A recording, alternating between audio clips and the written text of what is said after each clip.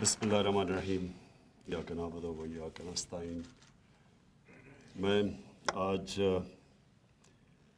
مجھے ایک طرح خوشی ہے اس افسوسناک واقعہ کے بعد کہ ایک ایسا انسان جس نے ہم سب کو، ہمیں فخر ہوا اس کو دیکھ کے جس طرح اس نے پوری کوشش کی ایک جان بچانے کے لیے۔ پہلے تو میں یہ عدنان آپ کو یہ کہہ دوں کہ دیکھیں، ملک میں بہت ضرورت ہوتی ہے رول ماڈلز کے لیے، کیونکہ رول ماڈل کا مطلب ہوتا ہے کہ لوگ پھر ان کو فالو کرتے ہیں۔ جب آپ کی وہ ہم نے دیکھا وہ اس افسوسناک اور شرمناک واقعے پہ کہ جس طرح آپ نے کوشش کی اس کی جان بچانے کے لیے، تو یہ سارے جو بھی لوگ دیکھ رہے تھے، جنہوں نے بھی سنا، سب کو ایک احساس ہوا کہ ہاں ایک انسان ہے جو رائے حق پہ کھڑا ہے۔ ایک انگریزی کا فریز ہے کہ one moral man is an army. جو اخلاقی قوت ہوتی ہے وہ جسمانی قوت سے بہت زیادہ طاقتور ہوتی ہے۔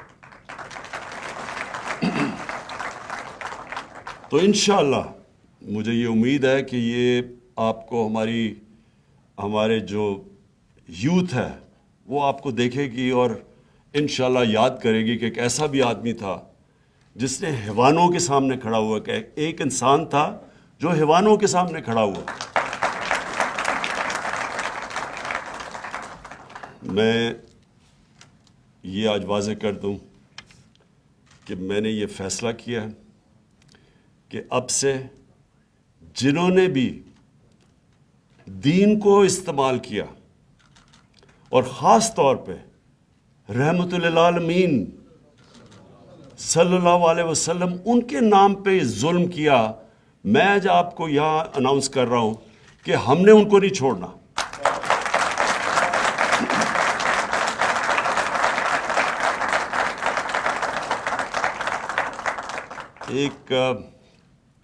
ایک وہ انسان جس کو اللہ نے خطاب دیا رحمت للعالمین، رحمت للمسلمین نہیں، مسلمانوں کے لیے نہیں، وہ رحمت صرف بن کے آئے تھے، انسانوں کے لیے رحمت بن کے آئے تھے۔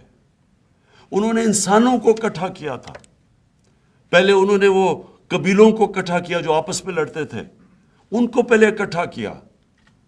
پھر یہ لوگوں کو علم بھی نہیں ہے کہ لوگ سمجھتے ہیں جو تلواروں سے ان کا پیغام گیا دنیا میں۔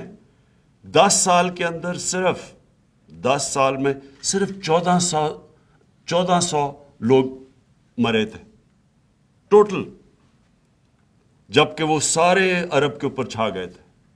فکری انقلاب تھا، وہ محبتوں کی میسج لے کے آئے تھے، لوگوں کو اکٹھا کیا انہوں نے۔ ان کا جو پیغام تھا وہ 2 چیزوں پہ تھا، انسانیت اور انصاف پہ۔ یہ 2 چیزوں پہ، بلکہ یہ 2 صفتیں ہیں جو انسان کو جانوروں سے فرق کرتی ہیں۔ جانوروں میں جنگل کا قانون ہے، مائٹ از رائٹ، جو آپ نے وہ تماشا دیکھا تھا وہاں۔ انسانوں کے معاشرے میں انصاف ہوتا ہے، اور جانوروں کے معاشرے میں سروائیول آف دا فٹسٹ۔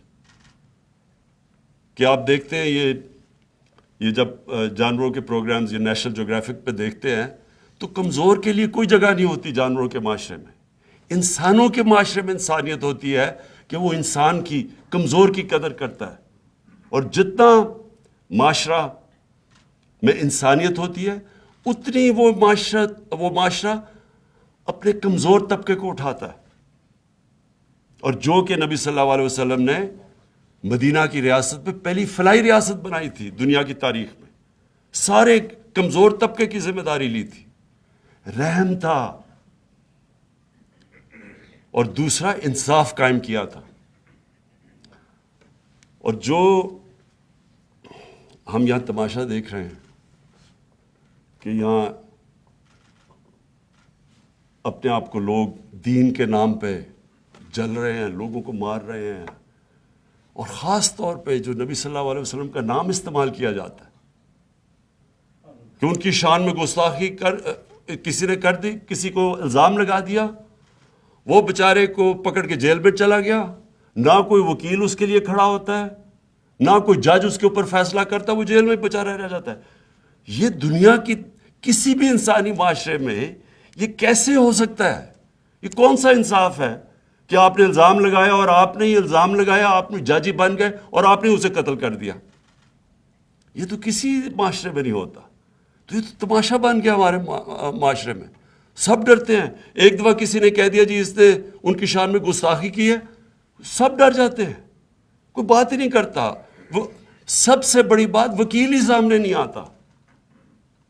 اور ججز نے، ہمیں پتہ ہے کہ ججز نے کہا نہیں جی ہم یہ کیس ہی نہیں سنتے، تو اسے کون ڈیفینڈ کرے گا؟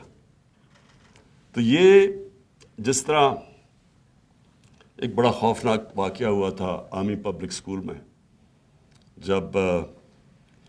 جب ہمارے تقریباً 150 بچوں کو شہید کیا گیا تھا، تو اس کے بعد سارے ملک میں ایک غصہ آیا دہشت گردی کے خلاف. اور آپ دیکھ لیں کہ تب سے یہ 2014 دسمبر میں غالباً تھا، اس کے بعد دہشت گردی کی جنگ پاکستان جیتا. اس سے پہلے اس طرح کا ملک اکٹھا نہیں تھا اس کے پیچھے. میں سمجھتا ہوں آج سارا پاکستان نے جو تماشا دیکھا ہے، سارا پاکستان آج یہ فیصلہ کر بیٹھا ہے کہ ہم نے اب اس طرح کے واقعہ اس ملک میں نہیں ہونے دینے.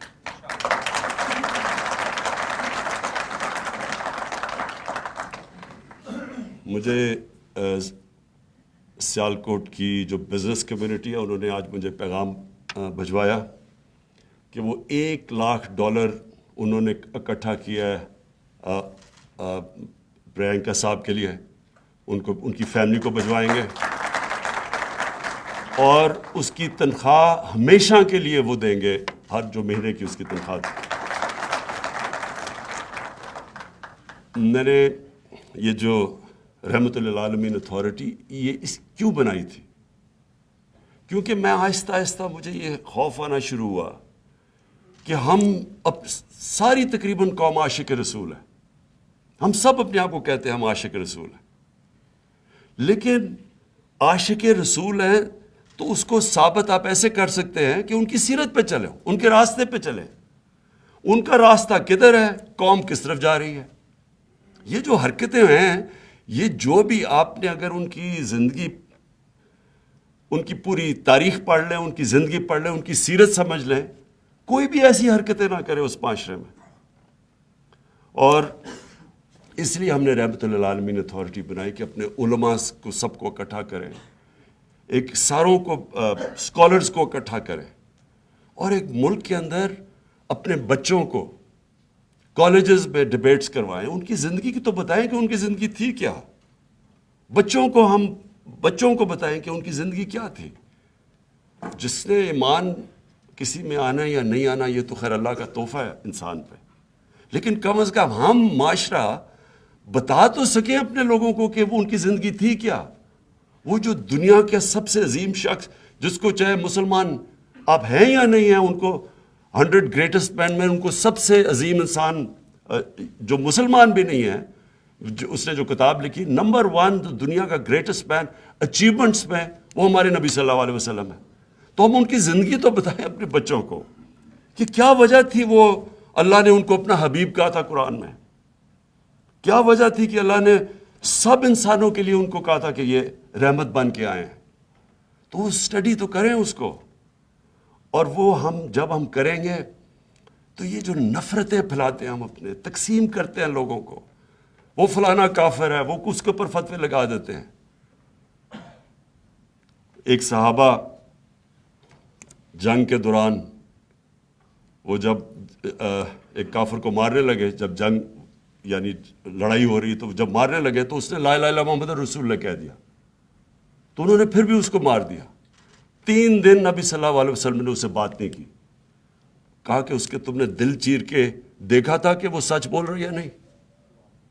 یعنی یہ تو انسان کو انہوں نے دیا ہی نہیں ہے کہ ہم فیصلہ کر دیں جی فلانا کافر ہے، فلانا کافر ہے. اور اس لیے ہماری تعلیم بہت ضروری ہے. میں جتنا بھی سوچتا ہوں اب اس ملک کی اخلاقیات اٹھانے میں، لوگوں کو یونائٹ کرنے میں، اور یونائٹ کا مطلب پھر سب انسانوں کو یونائٹ کرنے میں، یہ بہت ضروری ہے کہ ہم صحیح معنی میں ہم یہ ملک، ہمارا واحد ملک تھا جو بنا تھا اسلام کے نام پہ، یہ واحد ملک تھا جس کا نعرہ تھا لا الہ الا اللہ محمد رسول اللہ، یہ اس لیے ملک بنا تھا۔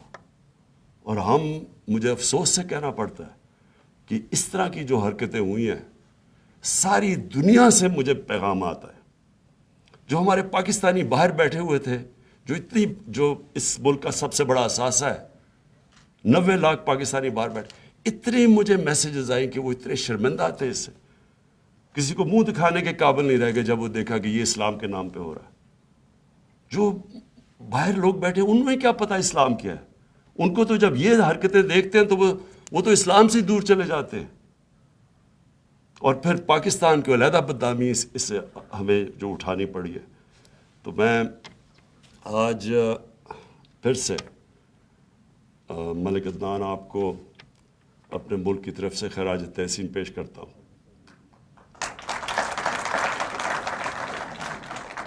ہمیں اتنے مشکل جو ہمیں تکلیف تھی، جو دیکھ کے جو اس ہجوم نے کیا ہے، جو آپ کو ایک آدمی کو دیکھ کے تو لوگوں کو بڑا انسانیت کے اندر ہمارا اعتماد بڑا دیکھ کے کہ ہاں ایسے بھی لوگ بیٹھے ہیں کہ اپنی جان کو خطرے میں ڈال کے کسی کو بچانے کی کوشش کی۔ تو میں آپ کو انشاءاللہ تغمہ شجاعت بھی جب ہماری سیرمنی ہوگی 23 مارچ کو وہ بھی دلوائیں گے، اور میں چاہوں گا کہ ہم آپ کو لوگوں کو دکھائیں کہ ایسے بھی لوگ ہیں، ایسے بھی ہمارے پاکستانی ہیں، یہ ایسے جب یہ ملک کی بری پکچر پینٹ کرتے ہیں۔ اور میں نے دیکھا کہ ہندوستان میں اس کو بہت اٹھایا گیا، اور مجھے یہ بھی تکلیف ہے کیونکہ ہم جب ہندوستان میں دیکھتے ہیں جو کہ جب سے یہ بی جے پی کی حکومت آئی ہے، جو مسلمانوں سے وہ کرتے ہیں، ان کو اس طرح کی جو موب لنچنگ جسے کہتے ہیں، وہاں پکڑ کے سڑکوں پہ مار دیا کہ جی گائے کا گوشت کسی نے کھایا، کسی کو کسی وجہ سے مار دیا، ہمیں کتنی تکلیف ہوتی ہے دیکھ کے۔ تو جب یہ ہوتا ہے تو وہاں سے وہ ان کی ٹی وی کے اوپر بڑے پروگرام ہے کہ دیکھیں جی یہ بھی یہاں بھی ایسا ہی ہوتا ہے، یہاں ایسے نہیں ہوتا، اور ایسے انشاءاللہ میں آپ کو جب تک میں زندہ ہوں انشاءاللہ ایسے نہیں ہونے دیں گے آگے سے۔